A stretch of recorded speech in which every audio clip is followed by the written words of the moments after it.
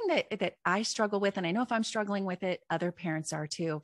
And that is, we want our kids to be successful without putting too much pressure on them, but yet we want to push them enough to be sure that they are all they can be. So let's talk about maximizing success and setting up good routines and strategies. Oh my goodness, there's so much just in that statement that you made. So let's just talk about the first part of that. We want our kids to be successful. And so often we want that based on what we think they should be, right? Like we're judging that based on our own lens. And so I think the first thing is just to think about, all right, we want to bring out the very best in this young person. We want to raise independent, capable, responsible, resilient people who can go out and contribute in the world. And that may not be our vision of what we had hoped for that person, but I think just sort of, separating ourselves, they are their unique individual being, and we want to just bring out the best in them. So that aside, then you asked about routines. So, I think as we're looking at routines, whether for our kids, whether you have littles or bigs, it's really important that we establish those routines first with their input, because the more buy-in that they have in the routine, the more success we're going to have in actually executing it.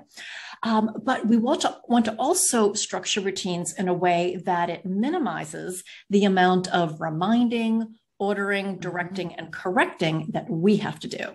Because the more of that we're doing day in and day out, whether it's in our mornings or after school or at bedtime, whatever, that increases our opportunities for our power struggle. I always remind parents that every reminder is an opportunity for a power struggle. It's an opportunity for them to roll their eyes or put their hands on their hips or storm away or whatever it is. So our routines can be structured in a way that really minimizes that ordering, correcting, and directing that we have to do as parents.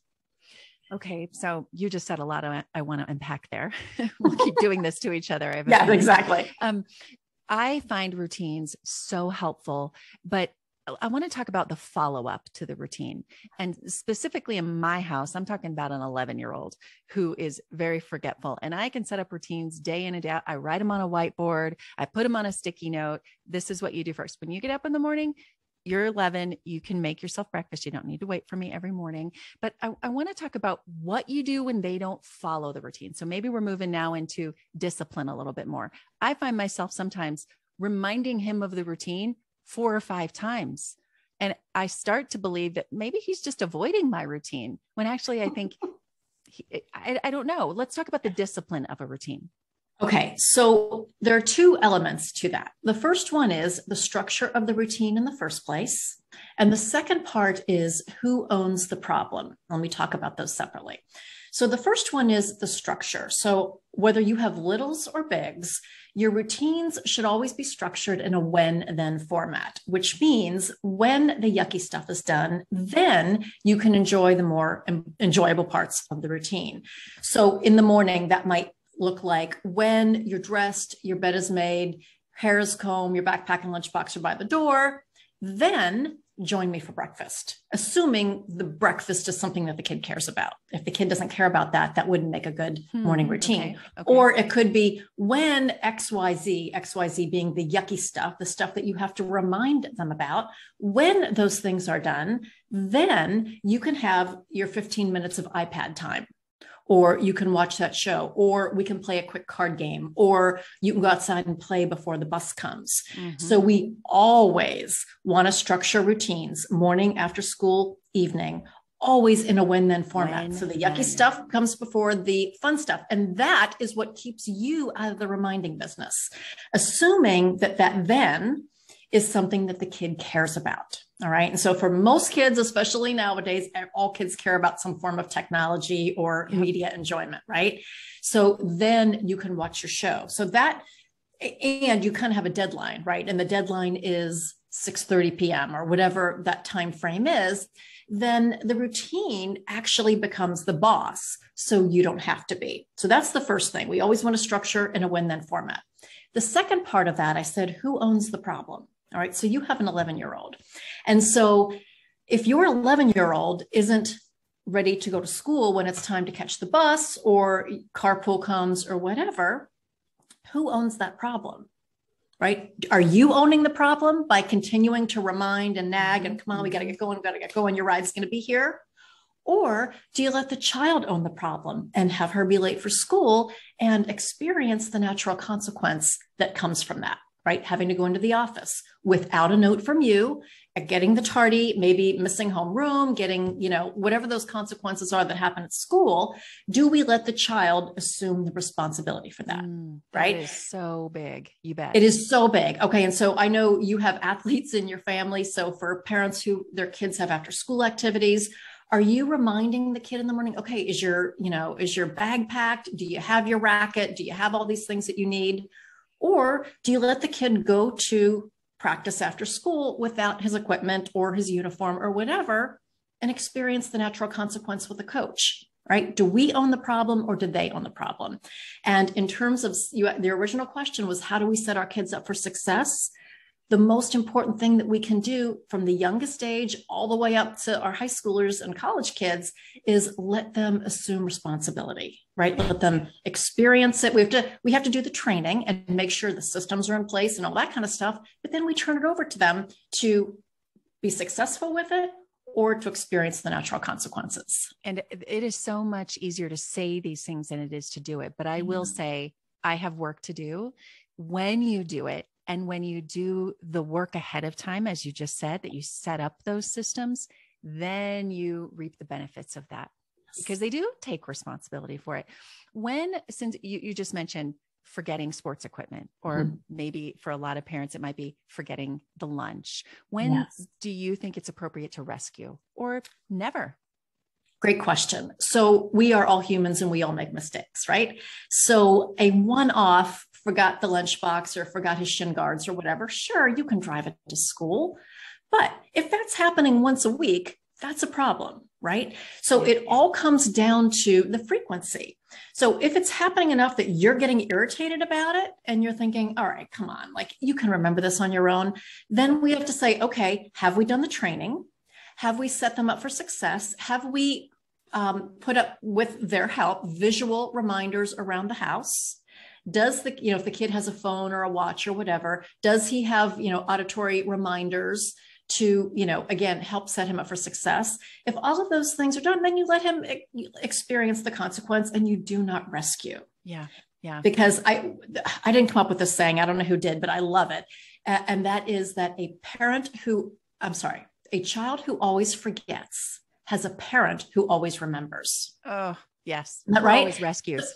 Yeah. So if we always remember for them, they have no need to remember for themselves and to take responsibility. And we are doing our kids such a disservice because they're not going to be functioning successfully on their own in high school and in college and beyond. I want to move on to some other topics because I have so many I want to talk to you about, but I also want to ask you about just the day and age we live in of parenting. Like I don't remember, because I was a kid probably, but it was so different from my parents. Like, I guess I did take on these responsibilities. Maybe I was just a good kid. I don't know. But are we over parenting? Do you think this concept of helicoptering and over parenting is very real today? Yes, for sure it is. And I've been guilty of it myself. And I'm a parenting educator, right? Like I should know better, but I've done it myself. But I do think we are living in a different age. And, when I think back to like the way I grew up, my parents had no clue what I was doing. And some of that was good because I took the responsibility on myself, but there were a lot of bad things about that too. So the pendulum has just swung in the opposite direction. I wrote a book about this called The Me Epidemic, and this whole issue of overparenting and the negative impact that has on our kids. The good news is that we can totally turn that around. Again, whether you have littles or you have middle schoolers or high schoolers, you can start to do that. But you have to be willing to turn over the responsibility and let them experience the discomfort, the heartache sometimes, the pain that comes with, real life. And that's really hard to do for parents. But if we do that, we stifle their ability to learn resilience and to bounce back when things don't go their way. My husband and I were just talking about that this week, where the first day of school was really hard for one of our kids. And what we said was, it's okay. It's okay because now that first day was hard. The next day will be better. The next day, and new things in his future will actually be like, that was hard, but I got through it. And if we rescued and saved and made it so much easier, he wouldn't have that resiliency to know it was hard, but I did it. Yeah. And it's okay now.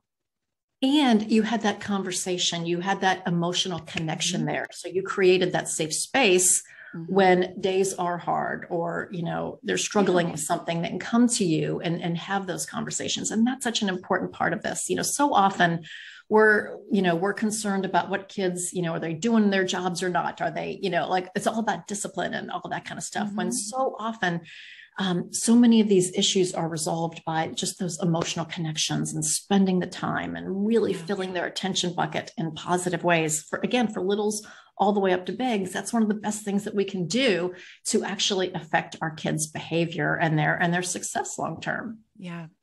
Okay. Let's go into some power struggle stuff. Yes. Because we're all going to have them, right? We're going to have them with our toddlers, our grade schoolers, especially strong-willed kids. I've got a few of those. I won't mention which ones. We all do, right? So from toddlers to grade school to teenagers, let's talk about power struggles and how you would advise parents to deal with those. Okay. So the first thing is, with any power struggle, it always goes back to what I just said, is that connection. So honestly, if you were having power struggles, the very first and most important thing that you should do is establish a routine in which you have one-on-one time every single day with that child. We call it mind, body, and soul time, because it reminds us that in that time, we need to be fully present in mind, body, and soul. Because in so much of our day, we're so distracted. We're doing a million things. Even when we're with our kids, our lists are going in our heads. Yep. But mind, body, and soul time is like 10 or 15 minutes once a day where it's one parent, one child, totally present in mind, body, and soul, and doing what the child wants to do.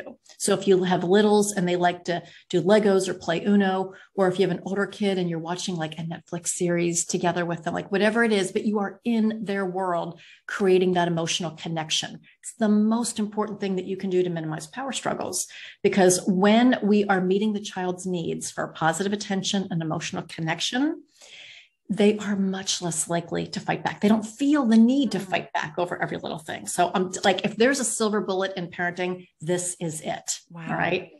So that's the first thing. Then when we talk about power struggles or not listening, those are very big umbrella terms, right? Like, it's hard for us to do anything with that. So we really need to drill down. So what is the power struggle about? Is it about technology? Is it about curfew? Is it about getting homework done or family responsibilities? We narrow it down to what the specific issue is. Then we create a strategy around that, because the strategy is going to be different, whether it's about family contributions or it's about curfew, right? We handle those differently. We use different tools, but kind of just saying power struggles or not listening, that's almost too broad for us to deal with. And then what happens is parents start using willy-nilly consequences, right? They start taking away technology for everything. And that doesn't work. It's throwing spaghetti on the wall. So my point here is, we start with emotional connection, because I'm telling you, that's going to resolve like 40 to 50% of it anyway. Then we take each one of those power struggles more narrowly and decide, okay, you know, what is the best strategy for that? And I'm game for any power struggle you want to talk about. You know, gosh, at every step of the way, there seems to be something. But let's talk about teenagers, if we can, for a minute. I know we're hitting every age group here. What I find with teenagers is they often just stop talking, right? They just kind of wander to the room and stop talking, and maybe that's just a typical teenage thing. Maybe that's, and you tell me, is that more of just, is that standard with teenagers? Do they just kind of become more silent as they get into that independent stage? Yeah, of course it's going to depend on the kid, but what you said in that independent stage, like, that is their job to separate from us. And that's so hard for us, right? Like, our job as parents is to take this child who is completely dependent on us to the point where they are completely independent. The problem is like, it's so painful for us along the way. So maybe it's more of a parent problem. Well, we want them to be more present and helping with dinner and sitting at dinner and not wandering off to their room as much. Yeah. Well, and again, that's part of establishing those responsibilities, because yes, they do need to be helping with dinner and family responsibilities and taking on more of that stuff. Absolutely. But the sort of withdrawing emotionally, there is some of that is normal, of course, with, growing independence and moving into their teen years.